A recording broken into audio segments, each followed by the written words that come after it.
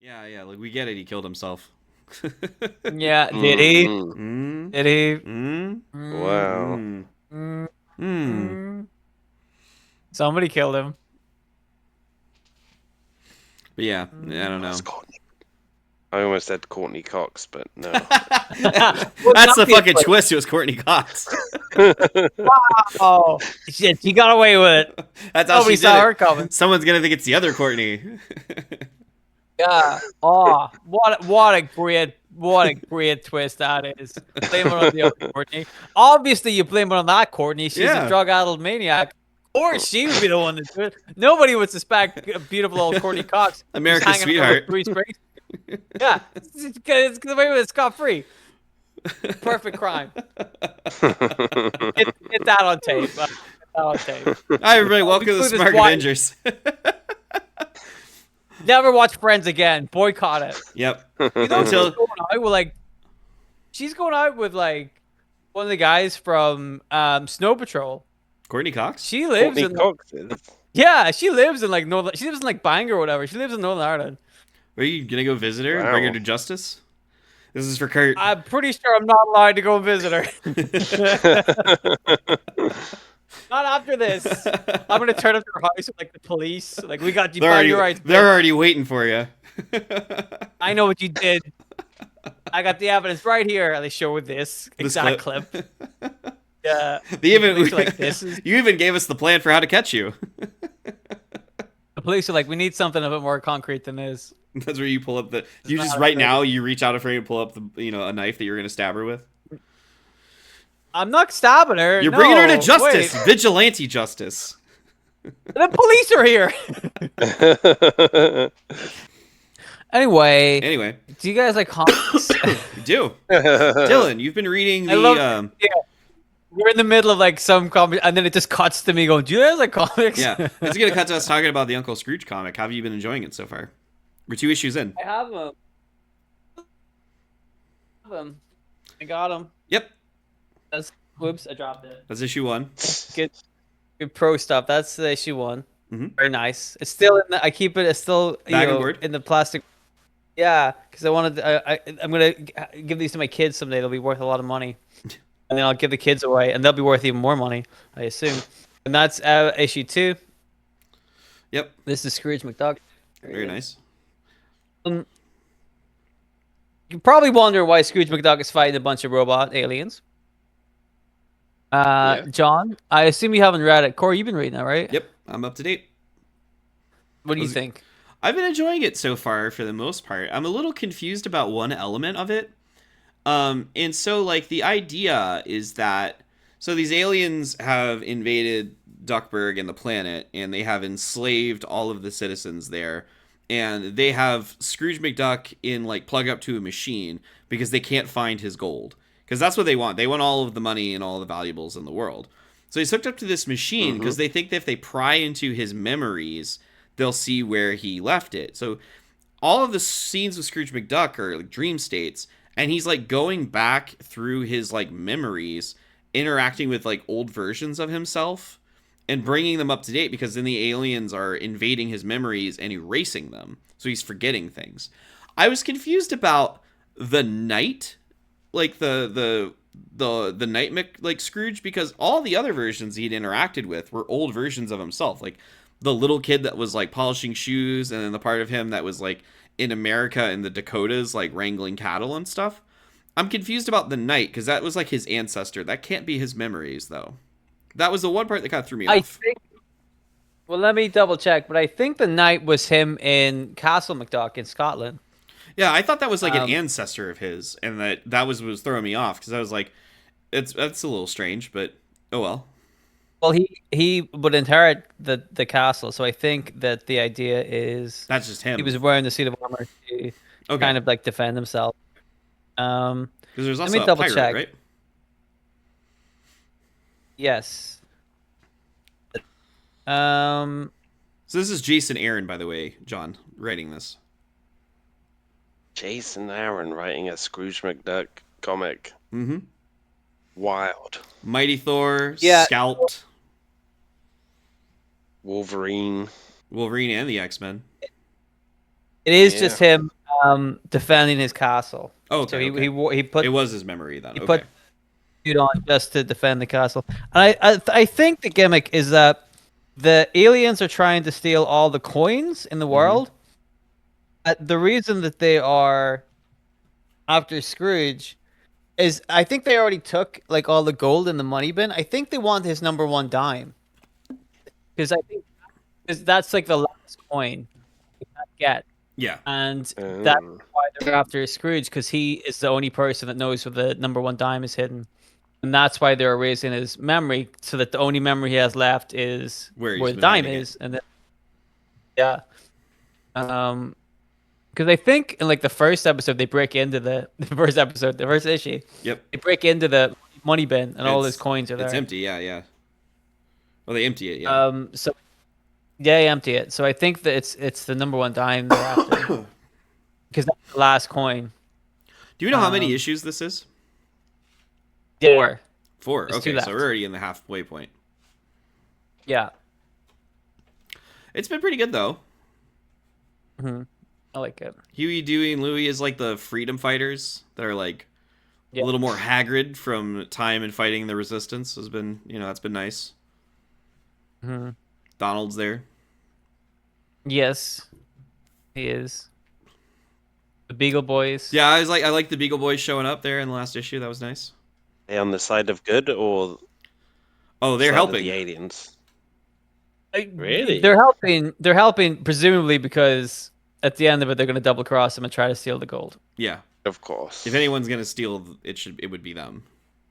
Gotta be the Beagle Boys. But I think that's part of it too. Is like, well, you gonna let these aliens steal the gold? I don't think so. They don't deserve it. They're just some punks. But the Beagle Boys have been after Scrooge for years. Mm-hmm. Literal years. So I think it's been fun so far. I'm looking forward to reading some more of it. I'd like to see how it ends. It's just like a fun little story. Yeah. Yeah. Sometimes, it's a lot of comics get really serious and get really over the top with trying to up the stakes. Sometimes it's good just to read a silly one. I like the Supergirl comic currently for that reason. It's a very silly book. There was a whole issue that focused on all of the various super pets. So there was like a team up between Crypto, the super dog, and a super bunny, and a super cat, and a miniature gorilla. Was it a super miniature gorilla?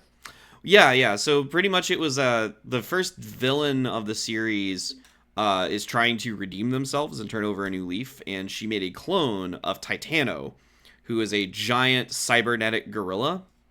So she shrunk the clone of the clone. She shrunk down the clone of the giant cybernetic gorilla into a small cybernetic gorilla, and so she's trying to redeem herself, and so is the tiny gorilla. Okay. Yep. Sometimes it's just fun to read something silly. Well, that's it, man. We were talking about this, like, how comics getting really heavy.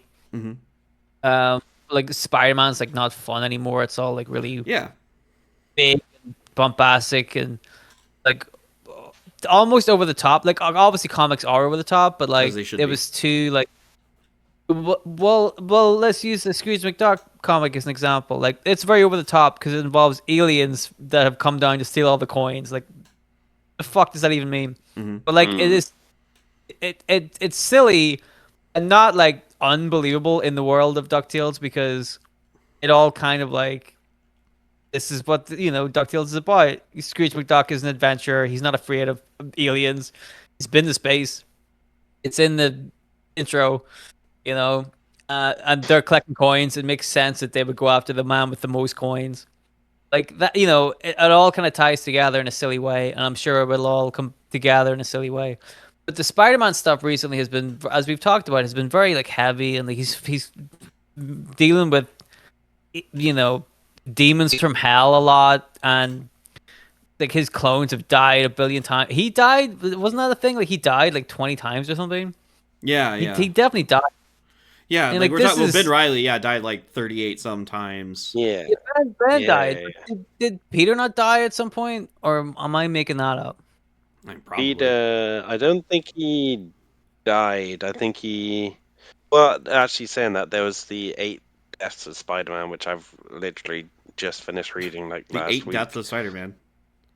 Yeah. Yeah, it was Okay. like if you looked at the cover of the front the like first issue, you'd think, oh, it's Spider-Man and Doctor Doom. Nope, Doctor Doom basically played no part in the story whatsoever. It was all about Doctor Doom was the Sorcerer Supreme at the time, and like Sitarak, the sort of demon god who gives the Juggernaut his Yeah, I was about to powers. say like the Juggernaut Sidorak. Yeah, his like demon kids were coming to try and kill the Sorcerer Supreme, but like Doom basically nominated Spider-Man as his champion for some reason, and so Spider-Man was tasked with learning magic and then fighting these demons, and like he had these feathers or something, which meant that like if he died, then he could basically use it as like a extra life and come back to life again to keep fighting them. But he only had so many feathers. And yeah, so that was like the whole story. It So, wasn't great. so he did, in the context of the story, he would have died then because he would have given the feather to come back to life. Yeah. Yeah. He died like at least like 5 or 6 times, and then he ended up giving some of these feathers, like the last of them that he had, to like Aunt May and uh, Randy Or Robertson and all these people that had been killed in one of these demon attacks to bring them back to life. Um, he loves that old lady.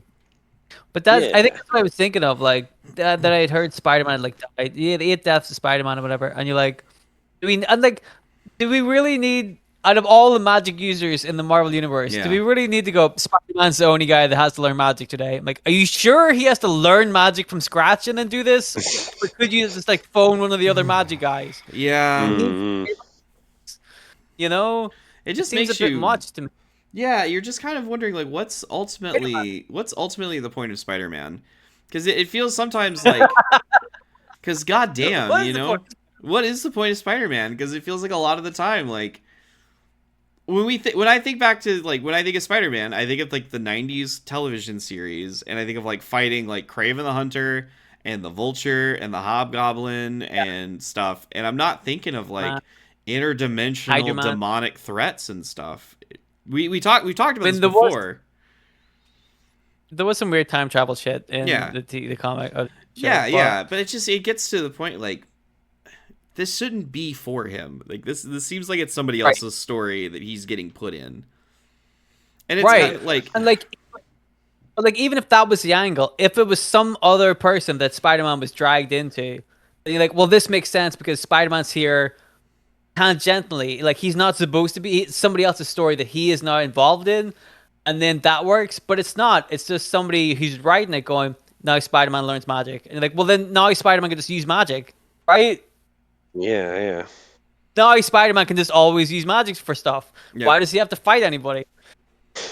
He's just like used magic against all these demons and shit. Now if the Doctor Octopus comes over, he'll just do a spell because Doctor Octopus can't protect himself from that.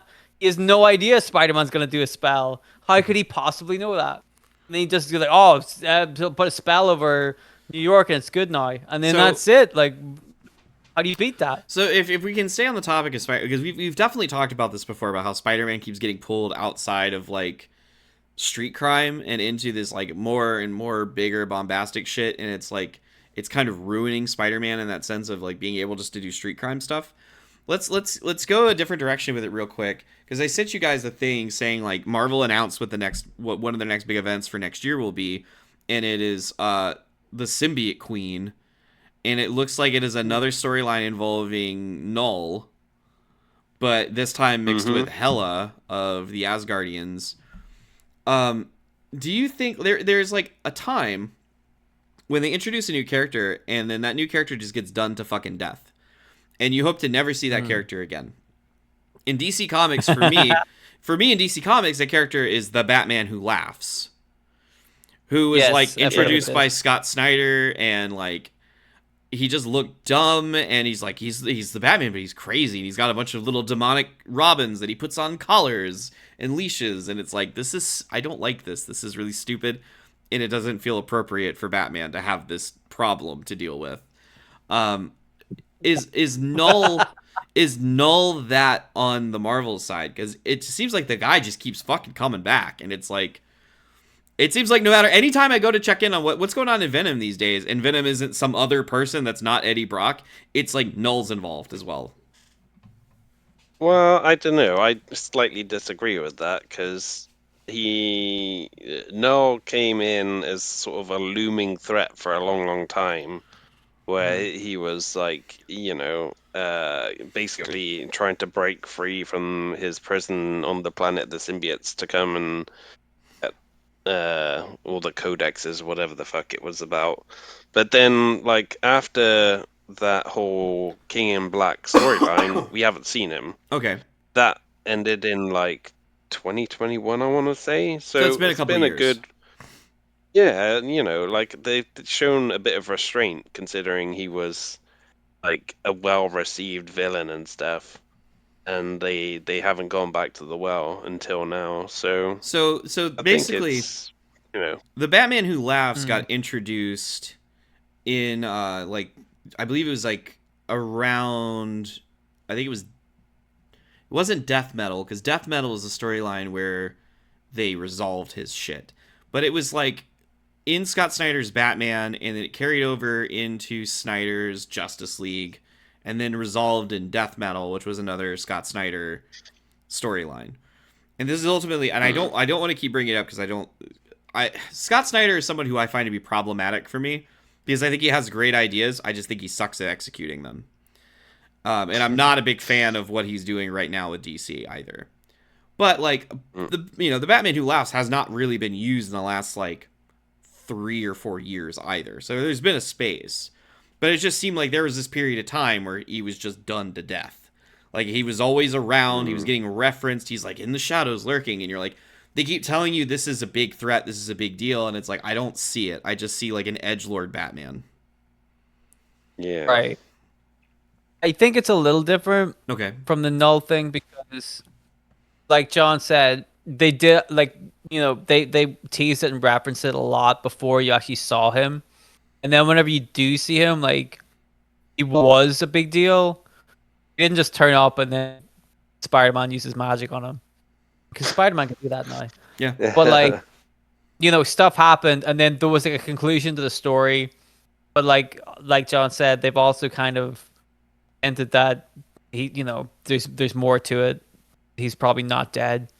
Because, in a way, that would also be deeply unsatisfying if, like, Lord of all symbiotes was just killed by Venom or whatever. Like, there needs to be he's a fucking immortal god that's existed for eons. It feels a little anticlimactic for just that fucking dick to kill him. So I think, like, it makes sense to, like, bring him back and make him a legitimate big bad, but, like, you have to do it right. And fuck knows, we've had conversations about how much I detest what they've been doing with the symbiotes recently. I'll be honest with you. The notion that there's a planet of symbiotes, I don't know how that works. Because are there other things on the planet the symbiotes are living off of? Because if so, that defies the whole point of what a symbiote is. If there's not a dominant species that they're currently leeching off of. Well, that's the awkward thing about how this whole Null thing came about, was they kind of forgot that. They kind of forgot how science worked. Yes. Originally it was a planet of symbiotes where the symbiotes existed on a planet, and therefore I never read the original, but I think, because it is a planet with other living things on it, the possibility of them being able to leech off those other things certainly exists. But when they did the more recent kind of retcon where Null exists, the idea is that the planet of the symbiotes exists as the planet itself is a mass of symbiotes that is keeping Null trapped inside of them. Mm-hmm. So inside of the Earth, there is a molten core, and inside of the planet of the symbiotes is Null. He is inside of the planet, and the planet itself is just millions and millions of symbiotes wrapped around themselves to trap him inside it. Which, when you say it out, when you read it in the comic, seems like a good idea. But if you talk about it the way we just did, it makes fucking no sense whatsoever. Because then you're like, okay, so now the symbiotes are the planet, but also because we've seen Spider-Man go to the planet of the symbiotes, it actually is a planet. There's shit on it. There's trees and stuff. So like, it's a planet. Also, it's not a planet because it's just made up of shit that Venom is. But it's still a planet. So, do they use their shape-shifting powers to turn into stuff that they've never seen before? How does that work? Because if they live on a planet by themselves, they've never seen trees or grass or sand. They don't know what that is. How do they be it? So, yeah, Marvel editorial is very bizarre to me in the way they work sometimes. I won't lie. But somebody just said this would sound cool, and somebody was like, "Yeah, that would sound cool," and they just signed off on it. And to be fair, like when you read it, it does sound cool. It's like, oh wow, it's like a prison for that guy. Then once you think about it, you're like, hey, they couldn't have found a better prison that made more sense. Like, I don't know, actual fucking prison. Like, put him in a black hole. Why? In space. Why does the planet? Why does the actual planet have to be? Like, that seems like real bad. Like, it's called the planet of the symbiotes because it is a planet made out of symbiotes. And like, they probably don't call it that. Probably not. Like, no. I think the idea was because the symbiotes like rebelled against Null and like broke free of his control, they kind of took it upon themselves to kind of create their own prison for him, which turned into this like artificial planet, I guess. But like, then that would suggest that before they broke away from him, that they existed on a planet already. So they would have to exist on a planet with him before they broke away from him. And then once they did, then they trapped him inside the planet of the symbiotes. Yeah. So let's. So where did they live? So I do want to switch topics real quick on this. I did read. Because it's fucking shit. I read Age of Apocalypse Alpha, which was the miniseries that takes place during the Age of Apocalypse characters coming to the regular Earth. I read the first issue of it, and I think it's only like a 4-issue miniseries. It's not even a full 6. And the first issue, like, so pretty much like, because we talked about this when we were talking about Age of Apocalypse and Age of Revelation, because that's starting up like now. And I think they've already confirmed, like in the Age of Revelation, like several characters are already dead. But remember we were reading the solicitations, and the one that stuck out to me was they're talking about and the Ghost of Philadelphia. I'm like, who the fuck's the Ghost of Philadelphia? It's Kitty Pryde. Through some events, she can't turn her phasing off, so she's essentially a living ghost now. So she's now the Ghost of Philadelphia. Is she from Philadelphia? I don't know. But anyway, so in the Age of Apocalypse Alpha, pretty much like the crust of the story is like they killed Apocalypse, and they thought like, okay, cool, we shouldn't exist anymore though, because this timeline should be corrected itself. Like we shouldn't be. But like things have been continuing the way they've been going. Like Magneto is still leading his X-Men, and so they come to this realization, like they get intel from Morph saying like, hey, the world that we're on, like this dimension, this thing is going to end, and we need to stop it. So we need to go to this other place to keep it from ending. And like that's the crux for why like Gambit and Rogue and like Sabretooth and Wild Child and Blink and stuff are in the regular continuity right now, because they're trying to keep their world from ending. And they're like playing up like the Gambit, Rogue, and Magneto relationship there, because in Age of Apocalypse, Magneto and Rogue are married, and like it's apparent she still has like a thing for Gambit, and Gambit obviously has a thing for her, and he considers Magneto his friend. And anyway, like I read through the first issue, and the last like page reveal, because he's come up on the podcast a couple of times, is like the characters show up in the 616 Marvel and they're like, oh wow, this place doesn't suck. There's nature and I can breathe the air. It doesn't smell like death here. And then fucking X-Man out of nowhere, and X-Man's like, you shouldn't be here. Like, that's the big last page reveal is X-Man showing up going, what the fuck are you guys doing here? So... Can I really quickly interject? Yes. Kitty Pryde is from Illinois. The ghost of Yeah, Philadelphia. So essentially, like what in the Age of Revelation, Revelation like lets loose like a gene bomb that kills a bunch of people and turns a bunch of people into mutants.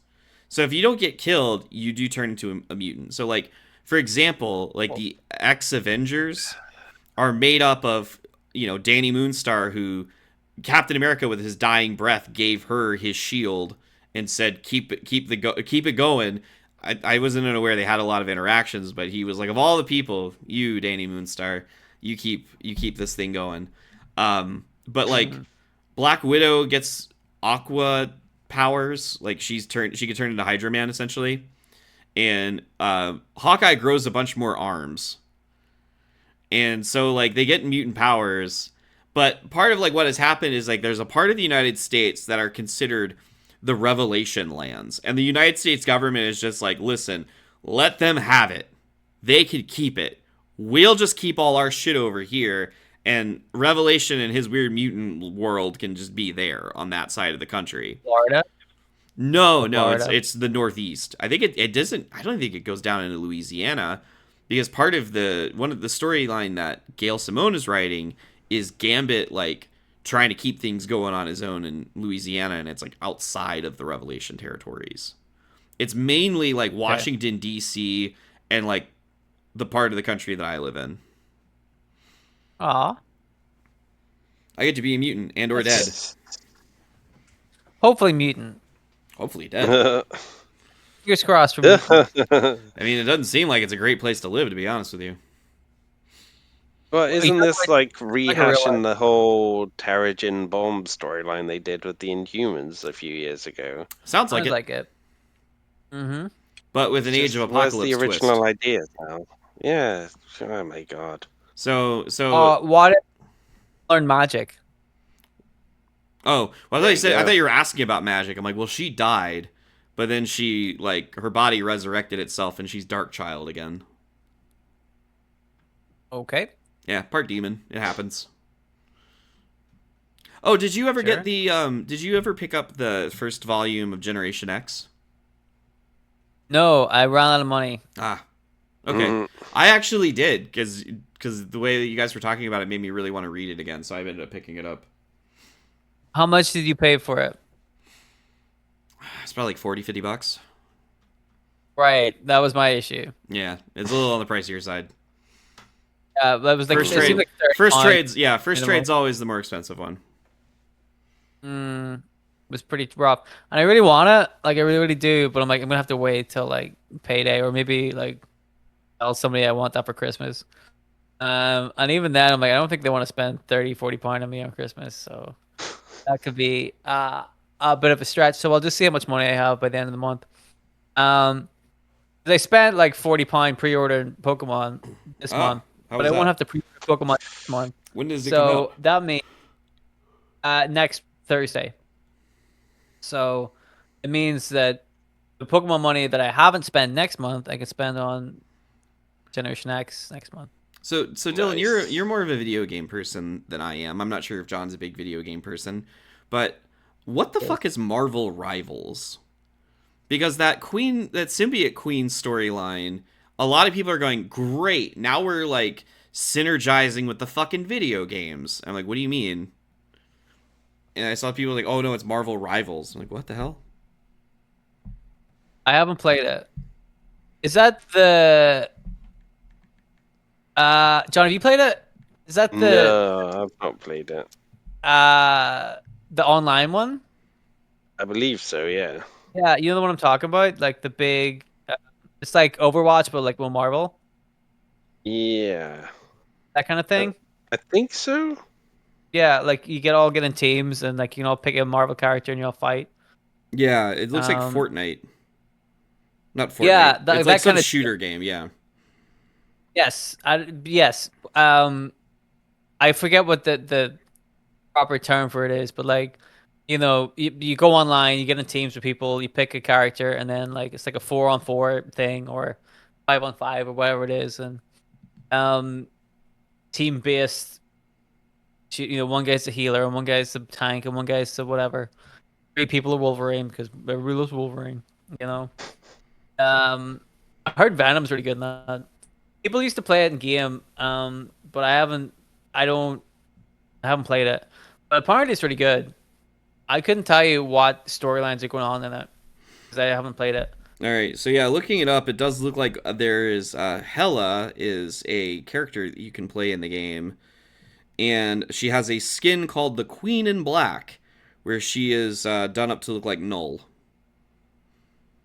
Hmm. So that's I guess Well, that's why that's people are nice. saying like, yep, this is synergy with the Marvel game That's some nice foreshadowing for a thing that's gonna happen next year. in February.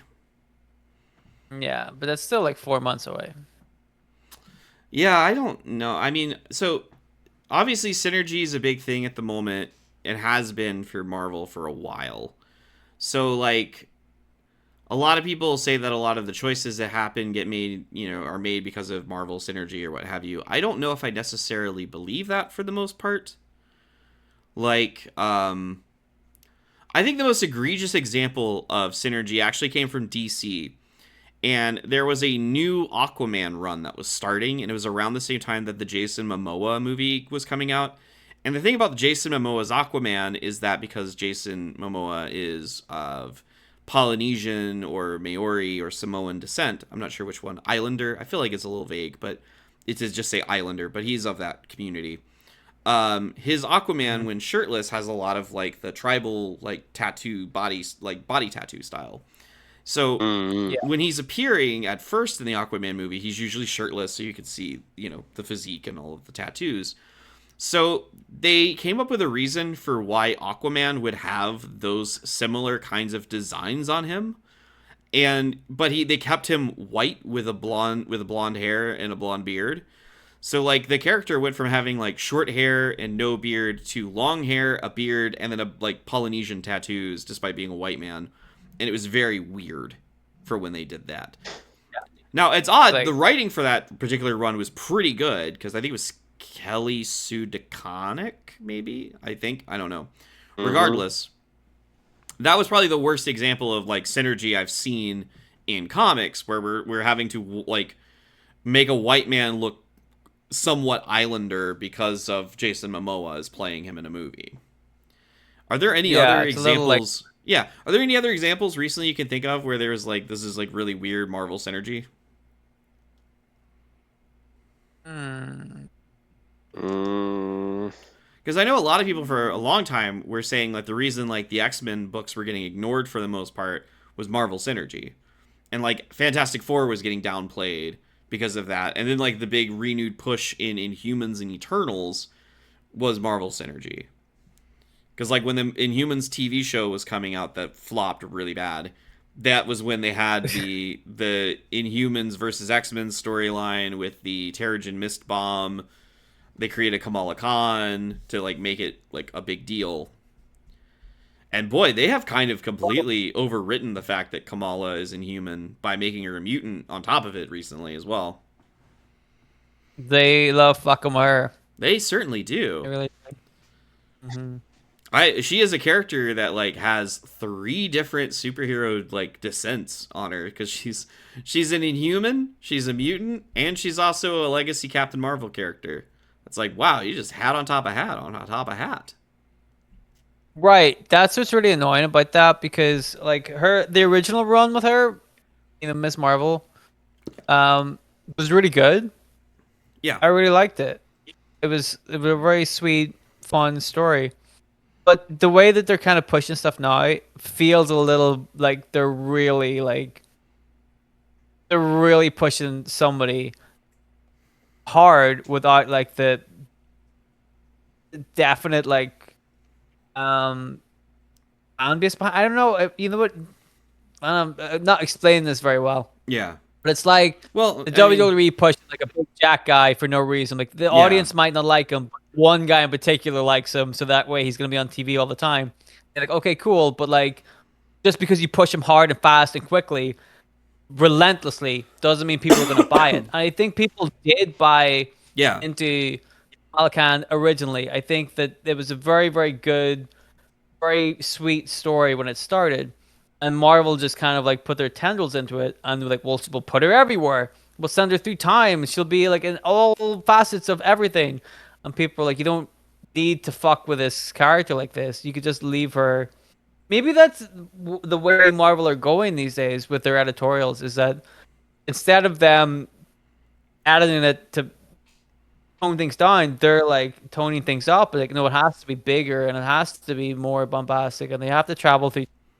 They have to learn magic. Like maybe it's not the writers, maybe because it's happened to Spider-Man and Kamala Khan, where and the symbiotes and all this stuff, where like it's getting so big and ridiculous that you're like, is it all the writers being big and ridiculous, or is it just somebody in Marvel going everything needs to be big and ridiculous? You know, Yeah. 'Cause like you Mm. said, I think people are going to get sick of Kamala Khan. If they're not already, they're going to because of the way Marvel are kind of pushing her with such an inconsistent backstory and constant retconning and stuff like this. People are going to lose interest and they're going to start booing her like she's John Cena, you know, because they're sick of it. They're like, we've seen this and we've seen better versions of this, and you're not giving it to us, you know. John, do you have any thoughts? I mean, like I've not read a lot of Kamala Khan's like solo comics. Like I've seen Miss Marvel pop up in other stuff. Like she was a pretty big part of like the last part of the Krakoa stuff. She's regular like well in the last Peter Parker Spider-Man run, like she was working at Oscorp with Peter and Norman, which is where she died and stuff. Um, and she's obviously got like a long-standing relationship with Miles Morales as well, like friendship. So like that's pretty much where all my experience with her is. I think as a character though, like she seems like she's still popular. Like I from what I understand, like obviously she offers like some representation that uh you could argue was lacking in Marvel Comics. So like that kind of um you know uh Demographic. subset of Yeah. people, yeah, the demographic, that's what I was looking for. Um Yeah. and yeah, like in terms of the Marvel universe as well, like the character has been like just an absolute breath of fresh air in everything that she's appeared in so far. Like I just watched the Marvel Zombies, the animated show that they just released last week, and she is great in that. Like she's basically the main character and the heart and soul of it all. So I'm all up for this Marvel getting pushed Did you as hard as enjoy? possible. Did you enjoy Marvel Zombies? I did. Okay. I thought it was because it was sort of like an Elseworlds type thing, like something where it's not heavily connected to the MCU or whatever. Like they were free to kind of take risks with it, and people were dying and stuff like that, and uh it I don't know, it felt like it added a bit more weight to things because it was more unpredictable, and like they couldn't keep someone alive just because this actor's playing them or whatever. Okay. So it was enjoyable. So Peacemaker just finished its second season last night. and ended on a big cliff note that's supposed to set up a future DC storyline in the movies and TV shows and stuff. Have you seen anything about that, or curious about any of that? All I've heard is it was not a satisfying finale. I don't know Yeah, how or why. I could see why it wouldn't be. And if we can I mean, we could cut it out if you don't want spoilers. By all means, I won't say anything. I don't care. I don't. I couldn't care. I'm probably not gonna watch it. John, I know you do watch stuff, so if you want to watch Peacemaker, by all means, I will not say I anything. mean, I probably will watch it, Okay. but at the same time, I doubt I'm gonna avoid these spoilers anyway. So you might as well let me know. Okay. So the premise of the season was the Chris Smith character has been trying to grow as a person, like realize that he's not been a good individual and he's trying to be better, but he's having a hard time. Like the world doesn't seem like it wants to accept him.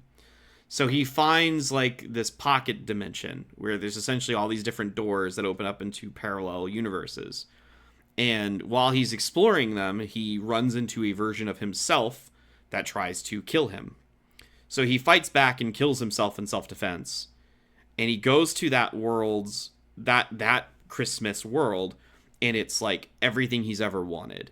Like his brother is still alive, his dad is a hero, he's like a respected superhero in this world. The girl that he's been pursuing through season 1 is already his girlfriend there. It's like the perfect world for him. And throughout the course of the series, he comes to the realization, it actually gets painted in front of him, that it's a world of Nazis. And like his dream world is a world of Nazis. And it's because like one of the other characters from his world like finds him there, and she's like, "Have you not noticed there's no people of color around?" He's like, "I've not really paid attention to that." And she's like, "Yeah, and also every desk has a copy of Mein Kampf on it." And he's like, "I didn't notice that either." And she's like, "Well, yeah, and also look at the flag."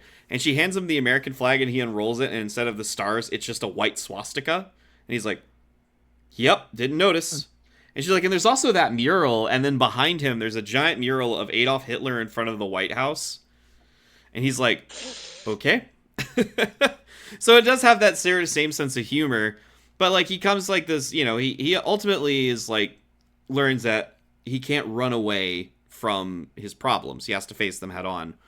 And one of the B storylines has been Frank Grillo's character, Rick Flag Sr., is pursuing him for revenge because in James Gunn's Suicide Squad movie, John Cena's character Chris killed Rick Flag Jr. So he's like pursuing him because he wants revenge. So, and he's like, obviously, he crosses a bunch of lines in the pursuit of that revenge and ends up like making a deal with Lex Luthor, which was a big cameo in one of the episodes, is that Nicholas Holt's Lex Luthor was in prison because it takes place after the Superman movie. And shows like basically he finds the world of alternate dimensions, and the show ends with Chris getting arrested, and instead of being put in a regular prison, Frank Grillo at this point has come to the conclusion that metahumans can't be trusted, and he finds a suitable dimension that he is going to use to throw away all the metahumans, essentially. Like, we're going to take all the metahumans that are on our planet, and we're going to put them on this alternate world.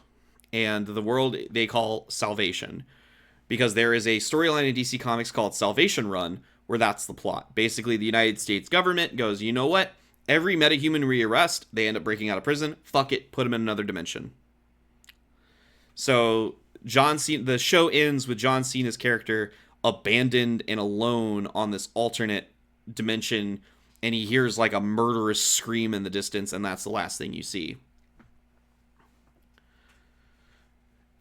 So yeah, obviously that's why a lot of people are like, well, that's kind of unsatisfying conclusion, because it ends on a rather big cliffhanger of him trying to do the right thing and end up getting like arrested and sent to an interdimensional jail where he's going to be forgotten, essentially. So yeah, that's what's going on in Peacemaker, and that seems to be if they're gonna do the Salvation Run storyline, it's very ambitious to say the least, because like it's a world. It's the storyline is basically like the Joker and Lex Luthor and all these other villains get abandoned on this interdimensional planet and are fighting like hell to get off because it's a hostile world where there's giant monsters and shit that are trying to eat them. Like Deadpool? Yeah. Hmm. Yep, pretty much. It's a other dimension where there's something there that doesn't want them there. So, yeah, Salvation Run came out in the 2000 or like late 2000s, early 2010s.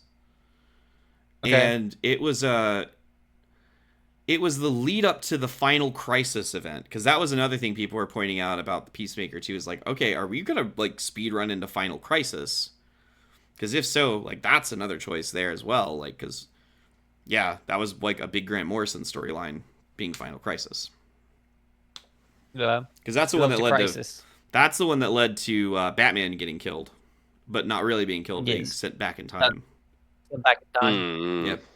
Because that was part of the... Because Classic. originally, when I talked about, like, oh, what can we do for the Halloween episode? I'm like, oh, well, let's talk about Blackest Night. And then I, like, as I was, like, reminding myself what was in Blackest Night, I'm like, John and Dylan are going to be so fucking bored because I'm going to have to explain who all of these Silver Age characters who are back from the dead as zombie Black Lanterns going after, like, the newer heroes that have replaced them but use the same name. I'm like, this is going to be fucking nonsense to them. How many of them are the Flash? Coincidentally enough, none of them are the Flash, because at this point, all of We the probably- Flashes are alive at this point. We probably could have got through it pretty quickly then. But the Flash does become a Blue Lantern at one point. Blue Lantern. Yeah, Blue Lantern. Okay. 'Cause- We've talked about Green and Yellow Lanterns. I don't know, have we talked about Blue Lanterns? We have not talked about, because that's another reason that Blackest Night was going to be very difficult to talk about, because I was going to have to explain the emotional spectrum of core of, because that's another plot point, is that because they're outnumbered by all of these Black Lanterns, because it's a zombie storyline, all of the other Lantern Corps deputize new members, so all these other characters get Lantern rings for the first time. So like Green Lantern is a Green Lantern, and then there is Ganthet, who's a Guardian. He ends up becoming a Green Lantern as well for the storyline. Saint Walker is the main Blue Lantern, and he deputizes Barry Allen to be a Blue Lantern. There's the Indigo Corps, and they deputize John Stewart to be one. Their emotion is compassion. Blue Lantern is hope. Green Lantern, of course, is willpower. You have the Star Sapphires, or Pink Lanterns, and their love. There's the Yellow Lanterns, or the Sinestro Corps, which is fear. The Red Lanterns, which are rage. And then there is the Orange Lantern, who is greed. And there's only one Orange Lantern, because of greed. They kill each other until there's only one, and then the spirits of the ones that get killed get turned into constructs of the one that's still there. So, like, Wonder Woman becomes a Star Sapphire. The Scarecrow becomes a member of the Sinestro Corps. Lex Luthor becomes an Orange Lantern. It becomes a huge thing, and then because they're also, like, trying to become, like, to free the power of the White Lantern, which is life. Because if the Black Lanterns are death, the White Lantern is life. So Hal Jordan and Sinestro are fighting to see who can tame the White Ring and become a White Lantern. It's a fucking thing. And that's why I'm going, I don't think I can do a Blackest Night episode, because it's a lot of explaining, and it's going to be a lot of Dylan making the face that you're making right now of just like, So they kill all of these characters. I would have preferred it if he would have turned into a blue meanie. Some Daisy Dukes and a half t-shirt. Oh, that Blue Meanie. Yeah. I thought you meant like the Beatles Blue Meanie, in which case I would also read that comic. Yep. That was great. So yeah, like, it would have just been a fucking mess, and then I'd been like, yeah, so they kill all of these characters, but then the White Lantern, the White Lantern entity, because that's another thing, is that all of the lanterns have a spirit animal, basically. And the spirit animal is like the personification of the power. So before the white entity, or the trespasser, as it's referred to, disappears, it creates a bunch of White Lantern rings that resurrect certain characters. So, like, Aquaman comes back, Hawkman and Hawkgirl come back, Deadman gets a body, which is weird. Hawk and Dove come back. Captain Boomerang comes back, and Maxwell Lord comes back. So, like, some villains get resurrected. But there's a bunch of other characters that people are like, well, that sucks that character just gets to fucking stay dead forever, I guess. It's a weird storyline. And it was one of those, like, Alan Moore things, because Alan Moore, in a throwaway line in some comic that he wrote, I think in Swamp Thing, mentioned the Blackest Night prophecy because of the Green Lantern Oath of Brightest Day and Blackest Night or whatever. Alan Moore just, like, made up some little line, and then Geoff Johns, who's forever jerking off to the Silver Age, goes, I know, I'll write a zombie comic, and it'll call it Blackest Night. And it'll all be about how Barry Allen is the best Flash ever, and Hal Jordan is the best Green Lantern ever. You could have just said that instead of writing the whole comic, you know? Mm-hmm. Boy, if only he did, because he had so many long-ass runs of Green Lantern and the Flash that was just nothing but, like, how Barry Allen and Hal Jordan are the best two comic book characters of all time. Which is clearly not true.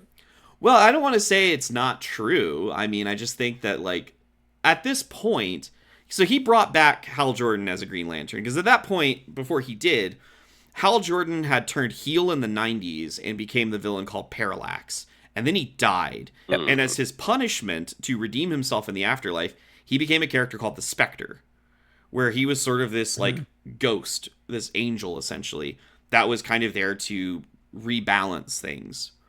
And then Barry Allen disappeared into the Speed Force in the 1980s.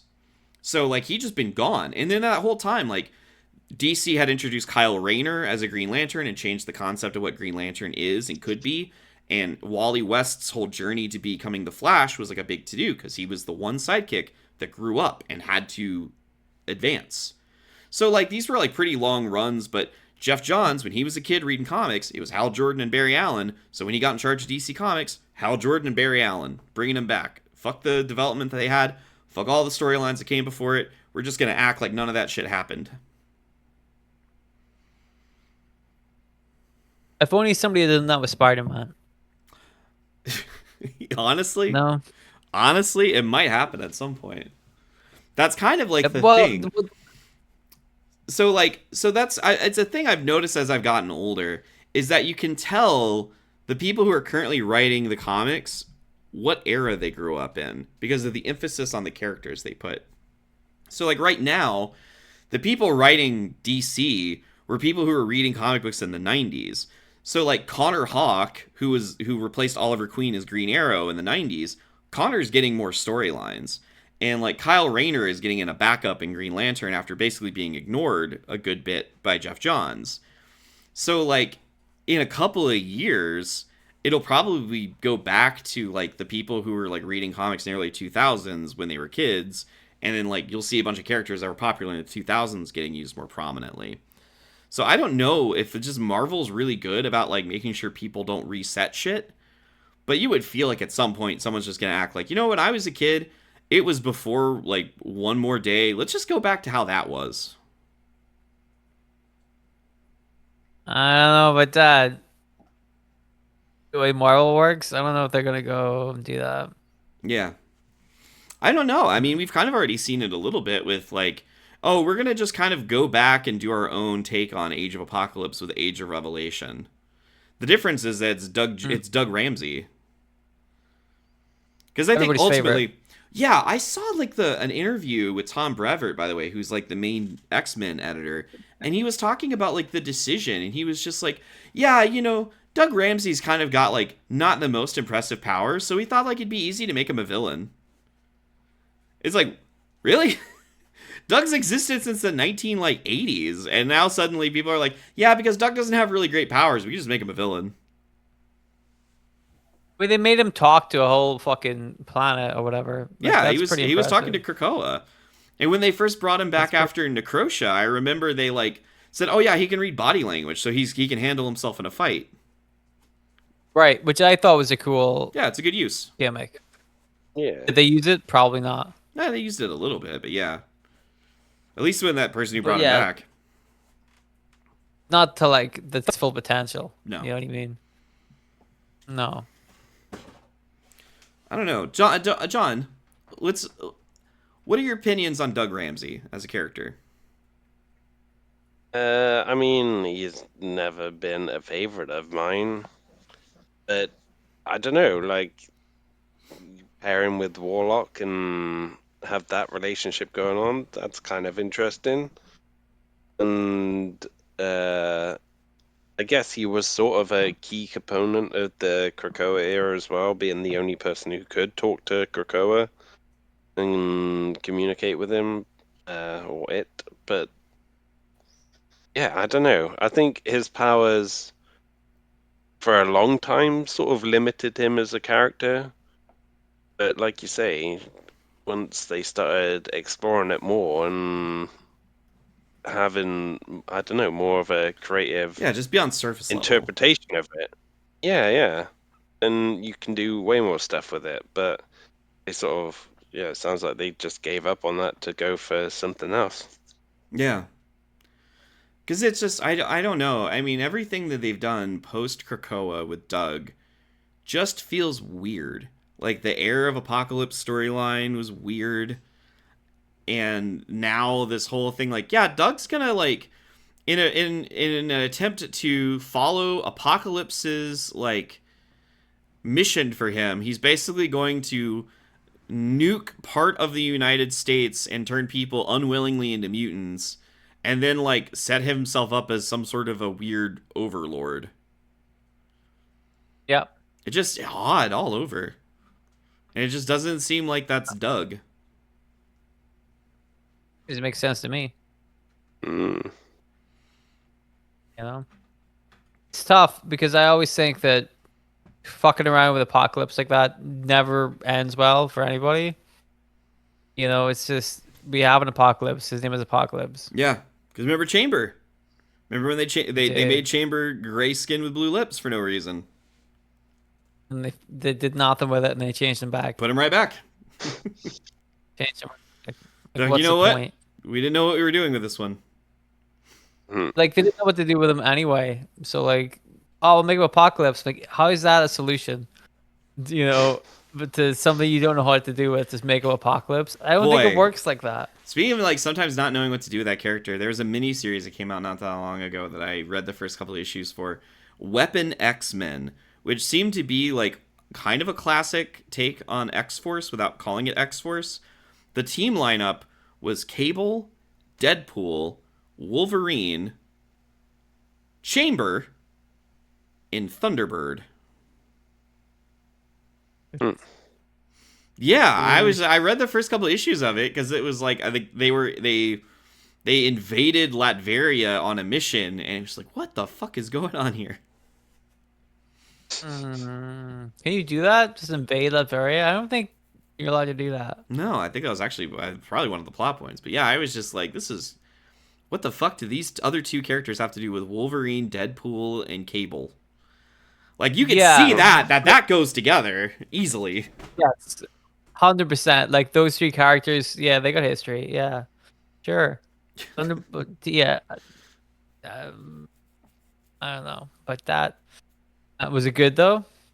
No, I didn't finish. I read the first two issues and I was like, I can't be bothered. I think it was only a 4-issue miniseries too. That's embarrassing. They didn't have Scrooge McDuck in it. That's what you No. want from a 4-issue miniseries. If you're gonna have a 4-issue miniseries, it needs to have a duck. Gotta have Scrooge McDuck in it, or some kind of duck. If I would it's got accept ducks the in it- Beak. You put Beak in there? I'll give it yeah. another couple issues. It's fucked up, Beak though. Didn't like I don't know what they've done with Beak. Oh, no, he's back like to he normal. lost his part. He's back to normal. Oh, is he? Yeah, he's back to looking like a Like weirdo. back. Oh, cool. Is that because Krakoa? Yeah, probably.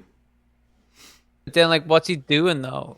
Well, he was there was in the New Mutants comic. That and John, I don't know if you've read the New Mutants in Krakoa. I feel like it was a mess of a series. I feel like they changed course on that book so many times. Because at first it seemed like the team lineup was like a combination of the New Mutants in Generation X, and then it just became the New Mutants. But then there was a Yep. storyline that was like Boom Boom going to like a farm outside of Krakoa. That's where Bird and his wife and their kids were living, and they were like farming. Yeah, yeah. And then like some terrorists or something Yeah. followed them there, and I think they tried to kill them, or maybe they did succeed in killing them, which sort of forced them to go to Krakoa to, you know, Not be dead. yeah, basically. Is Corey It looking it was up? it was odd. It was odd. It was odd. Like the thing about Krakoa is a lot of people really really liked it, but I think like when Hickman was asked to make it last longer than he intended, it went off the rails real bad. Which I feel like is a very X-Men problem to have. Well, actually, no, we won't even call it an X-Men problem because it reminds me when you guys were telling me about the Clone Saga, where it was like, oh, this is making money, let's make it last longer, and you're like, well, I don't know if there's enough juice to make it last that long. We'll figure it out, and then they didn't. Hmm. Mm-hmm. Because like Yeah, some of they the already stuff, did. especially at the tail end of Krakoa, was just not good. Like I remember being incredibly disappointed with Excalibur Yeah. and the Knights of X, and then whatever it became after that. It was just not good. And I think Marauders And started out with potential, and then I didn't care for it. we sort of were talking before we came on air about like Steve Orlando and stuff, and his run on Marauders was just not good.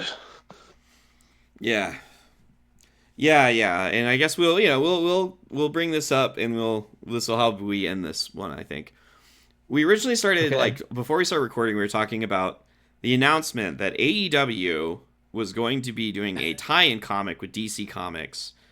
And I was like, I do not have a good feeling about this because it's 2 issues Uh-huh. long. And who's the creative team? And we started looking at the creative team, and I was like, oh, okay, it's Steve Orlando, whose bread and butter in the big two have basically been Scarlet Witch. And anything that's not Scarlet Witch doesn't seem to last terribly long. Mm-hmm. And there's no ducks in it. No ducks. Mm-hmm. But yeah. To death. And it's just like, I don't really want to read a DC Comics AEW crossover, and so I'm not going to. And it's like I don't know who this is for necessarily, but here we are. In a way, it is for us because we're the Smark Avengers. Yeah. We're comics and wrestling combined. In a weird, twisted way, it should be for us, but in a more specific way, this is absolutely not what any of us are into. Not only that, so like obviously the three of us were not AEW people. And if you've not picked up on that over the years now that we've been doing this podcast, when we have talked about wrestling and AEW has come up, we've kind of buried it a little bit. But we're not really big AEW people, and then two of the three of us aren't even DC Comics people. So this is really not for the Smark Avengers. The good news is, though, you can probably be able to pick up the issues cheap whenever they start giving them away with like drinks in whatever town AEW or the show. Yeah, buy a comic, get free tickets. Yeah. That's a great deal. Yeah. The comics cost 50 pounds. But you get 4 seats. Jesus. All right. Well, we'll probably go ahead and shut it down from there. John, what's your movie total at for the year?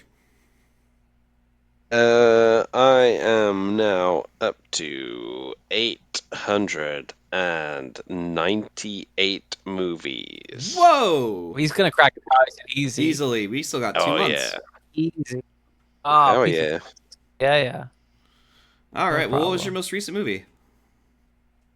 It was an old war movie called Run Silent, Run Deep about Clark Gable and Burt Lancaster as like a couple of submarine like dudes. Like Clark Gable was the commander, Burt Lancaster was the second in command, and it's sort of a Moby Dick style vibe to it because Clark Gable's previous like ship or whatever he was on had been blown up by this Japanese warship. So now he was like sort of hell bent on revenge and not really caring about orders that he was given or like the lives of his men. He was just like, yeah, we're gonna get these guys. And then, obviously, yeah, it didn't turn out well for him. So, John, if they want to hear your thoughts on that movie, where can they go to read them? They can go to Letterboxd and find me at Big John Bowski, all one word. And Dylan, what do you get up to during the week? All sorts of crimes. I go to Courtney Cox's house, just look through the window, and I might Go all the way to London. Yeah, I mean, I take it very seriously. Wow. Yeah, that's why she had to move to London. Find her. I find her. Unless we cut all that bit out, in which case this bit's not gonna make any sense. On Monday nights, I have a radio show. It's available online if you want to listen to it on bouncedigitalradio.co.uk. You can check it out Monday nights from 9 o'clock to 11 o'clock. I play all sorts of fun music. Let me see who we got. For example, Pearl Jam, Beck, Elliott Smith, Primus, Motorhead, Led Zeppelin, Queens of Stone Age, Stone Temple Pilots, Metallica, R80P, all those fun bands that you love. So that's every Monday night from 9 o'clock to 11 o'clock. And then sometimes I stream on Twitch as well, where I draw stuff at Spooky LaRue on Twitch. So that's whenever I can be bothered. Fair enough. I've got another show called Large Little Cup. I've got a writing project called Henry's Usual. Both links to those are in the description of the video, so you're more than welcome to check those out. Until next time, happy Halloween, everyone. Enjoy yourselves out there, and we'll see you later. Yeah, I hope we spooked you today. We give you a good spooking. You get spooked. All right. Bye. Goodbye. See, there's a ghost. Somebody was trying to spook people. The Somebody ghost of Halloween past has visited. John, you have to change your ways. Fucking